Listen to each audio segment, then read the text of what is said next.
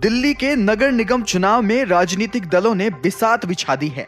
बड़ी बड़ी घोषणाएं कर जनता को लुभाने की कोशिश हो रही है, तो वहीं बड़े रोड शो कर अपने पक्ष में हवा बनाने का प्रयास भी किया जा रहा है।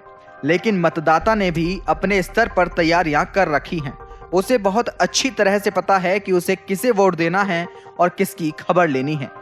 अमर उजाला ने इस दौरान चुनावी पंचायत आयोजित कर मतदाताओं के मन की बात टटोलने की कोशिश की और पता चला कि वह राजनीतिक दलों से हर बात का हिसाब लेने के लिए पूरी तरह से तैयार बैठा हुआ है। अमर उजाला ने सोनिया विहार वार्ड नंबर 249 में जाकर मतदाताओं से बातचीत की, जहां लोगों ने आम जनता के चुनावी वादों को लेकर कई सवाल खड़े किए।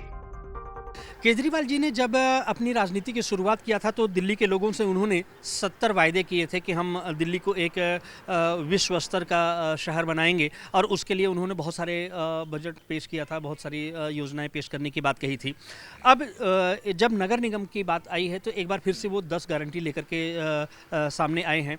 आइए लोगों से पूछते हैं कि उस गारंटी के बारे में वो क्या विश्वास रखते हैं और आगे आने वाले समय में कैसा वो देखते हैं। सर, आपका नाम क्या है? डॉक्टर जेके शर्मा। जेके शर्मा जी। सर, जो केजरीवाल जी ने 70 वायदे किए थे दिल्ली की जनता से, उसमें से कितने वायदे पूरे हुए हैं? आप क्या कहते हैं उसके बारे में? देखिए, केजरीवाल ने तो 70 की क्या 7 भी वायदे पूरे नहीं किए। यहाँ इस विधानसभा के साथ तो सौतेला व्यवहार, और इवन दिल्ली के साथ ही उन्होंने ऐसा व्यवहार किया है। किसी भी उन्होंने 500 स्कूल का वायदा किया, एक स्कूल नहीं बनाया। कॉलेजों का वायदा किया, एक कॉलेज नहीं बना। और यहाँ कोई व्यवस्था, हमारे सीवर का भी हमारे प्रत्याशी जी ने बताया, सीवर के यहाँ उद्घाटन किया, यहाँ की फाइल रुकवा दी। यहाँ कोई आप देखेंगे तो पूरा रोड पे पानी भरा हुआ रहता है। तो उनका कैंडिडेट ने कहा था जब चुनाव हुआ 2020 में कि मैं सोनिया विहार को, करावल नगर की जनता को मैं खून के आंसू से रुला दूंगा। तो वो उस बात पे खरे उतर रहे हैं केजरीवाल जी।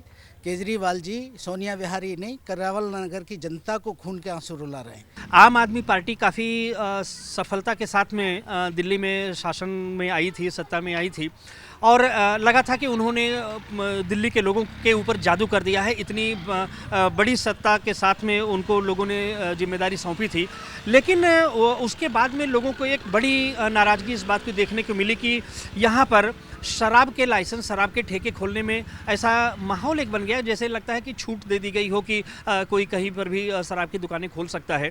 हालांकि दिल्ली सरकार अपने बचाव में कहती है कि हमने इस तरह का छूट जरूर दिया है, लेकिन उसके बाद भी शराब की दुकानें नहीं बढ़ी हैं। लेकिन वास्तविकता में जो यहाँ के लोग हैं वो कहते हैं कि गली गली में जो चौराहे चौराहे पर शराब की दुकानें खुलने लगी, और उससे जो है बच्चों के नशाखोरी में पड़ने की आशंका बहुत ज़्यादा बढ़ गई थी। खास करके इसने केजरीवाल के इस काम ने उस वर्ग को बहुत निराश किया जिसने कि एक बदलती राजनीति, एक नए युग की राजनीति करने की जो अरविंद केजरीवाल का वादा था, उस पर भरोसा करके उनको दिल्ली की सत्ता में 70 में से 67 सीटें दे करके उनको मौका दिया था। तो ये अपने आप में एक बड़ी बात थी। लेकिन उसके बाद उन लोगों को निराशा जरूर हुई है जिन्होंने उनसे एक नई राजनीति की उम्मीद की थी। लेकिन उसके बाद आने के बाद में वो शराब की दुकानें खोलने के लिए जिस तरह से उन्होंने छोड़ दिया, चूंकि ये मुद्दा सबसे ज्यादा विरोध महिलाएं कर रही थी। तो आइए एक बहन से ही पूछते हैं कि ये मुद्दा किस तरीके से महिलाओं को अफेक्ट कर सकता था या कर रहा है, उसको हम एक बार जानने की कोशिश करते हैं। ये जो आपके यहाँ भी शराब की दुकानें कहीं पर खुली थी आसपास? जी भाई साहब, ये दुकान हमारी 5वें पुस्ते पर एक खुला था और एक श्रीराम कॉलोनी में खुला था। तो बहुत उस समय कितनी दूर होगा वो? यहाँ से ज़्यादा 1 किलोमीटर, आधा किलोमीटर के आसपास होगा। जी जी जी। तो उस वक्त भी बहुत ज़्यादा महिलाओं ने इसका विरोध किया था।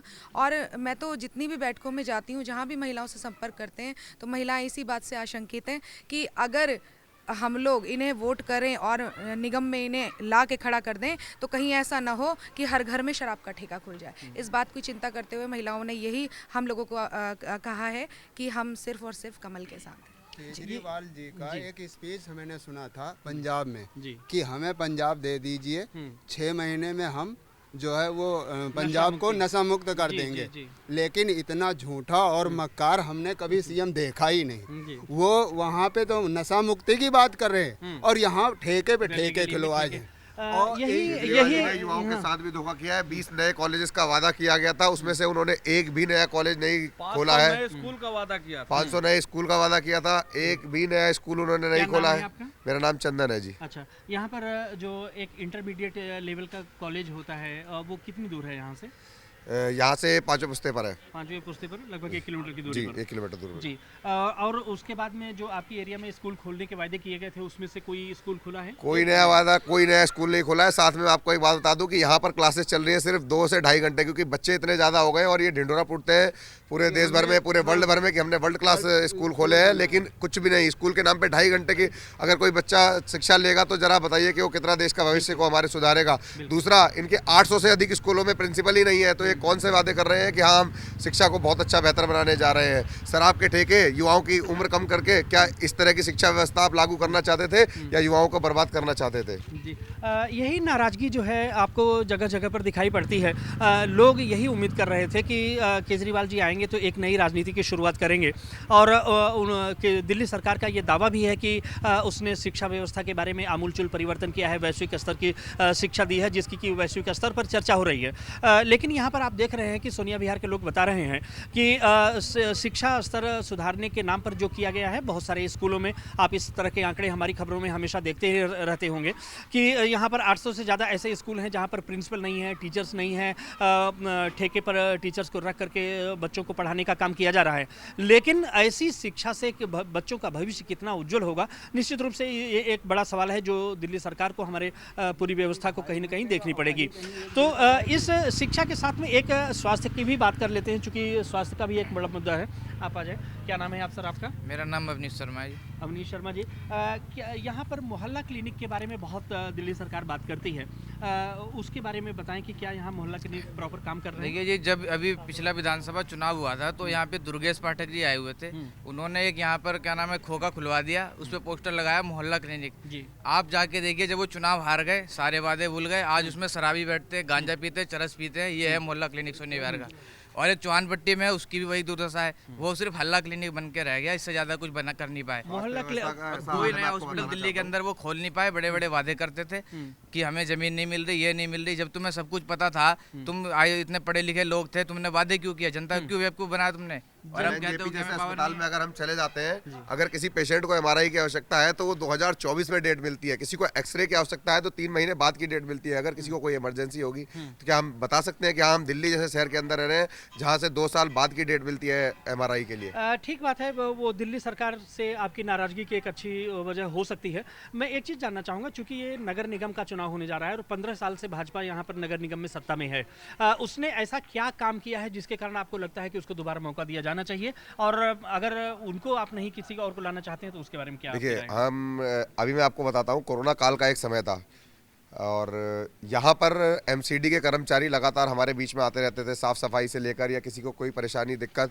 किसी के घर के बाहर कूड़ा जमा हो जा रहा है तो एमसीडी के कर्मचारियों ने लगातार, ऐसा नहीं है कि कोरोना काल के अंदर वो अपने घर बैठ गए, जबकि हमारे पास जब यहाँ से दुर्गेश पाठक जी चुनाव लड़े थे, दुर्गेश पाठक जी जिस दिन चुनाव लड़े और हार गए, उस दिन के बाद से उन्होंने इस क्षेत्र को कभी पलट कर नहीं देखा। मौका मिला, केजरीवाल के खास थे, इसलिए दूसरी जगह से जाकर विधायक बन गए। जिन लोगों ने यहाँ उन्हें, अगर चलिए वो दूसरे नंबर पर रहे थे, उन लोगों ने तो कम से कम उन्हें वोट दिया था। उन्हें भी एक बार यहाँ के लोगों का जायजा लेना चाहिए था कि कोई अगर किसी दिक्कत परेशानी में है, चूँकि सरकार की तरफ से है, दिल्ली सरकार की तरफ से है, अगर दिल्ली सरकार उन्हें यहाँ पर बिष्ट जी को सही से काम करने नहीं दे रहे तो दुर्गेश पाठक जी चाहते तो कुछ मदद कर सकते थे, लेकिन मदद के नाम पे उन्होंने सिर्फ यहाँ की परेशानी बढ़ाई है। कहीं पर जल बोर्ड के अफसरों से ज़बरदस्ती बुलाकर यहाँ अभी कुछ दिनों पहले दूसरे पुस्ते पर खुदवा देते हैं, क्योंकि अफसर तो उन्हीं की ज़्यादा सुनेंगे।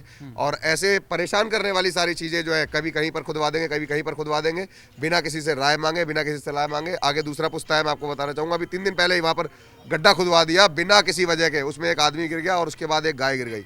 तो ऐसे ऐसे परेशान करने वाले काम करते हैं, इसलिए हम चाहते हैं कि ऐसे लोग जो बदले की राजनीति करते हैं, ऐसे लोग तो कम से कम एमसीडी के अंदर ना आए तो ज्यादा बेहतर है। फ्रॉड की राजनीति करते हैं, बदले की नहीं। मैं अरविंद केजरीवाल जी ने 2013 में रामलीला मैदान में बताया था कि कोई अगर करप्शन करे तो आप वीडियो निकाल लेना और वीडियो हमें दिखा देना।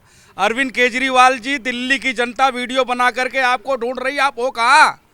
कभी पंजाब, कभी गुजरात, कभी उत्तर प्रदेश, आप तो दिल्ली को संभाल नहीं पाए। दिल्ली की जनता जगह जगह धक्के खा रही है। आप मोहल्ला क्लिनिक की बात करते हो, जिस मोहल्ला क्लिनिक में चले जाइए, कई कुत्ते बैठे रहते हैं उसमें, और दवाई लेने के लिए जाइए तो एक आध दो बंदे बैठा रखे, केरोसिन की गोली मिलती है साहब, कुछ नहीं होता उसमें। हम लोग कभी कभी बीमार हो जाते हैं तो सरकारी हॉस्पिटल छोड़ करके प्राइवेट में भागना पड़ता है, हमारी मजबूरी बन चुकी है। अरविंद केजरीवाल जी जगह जगह शिक्षा और स्वास्थ्य की बात करते हैं।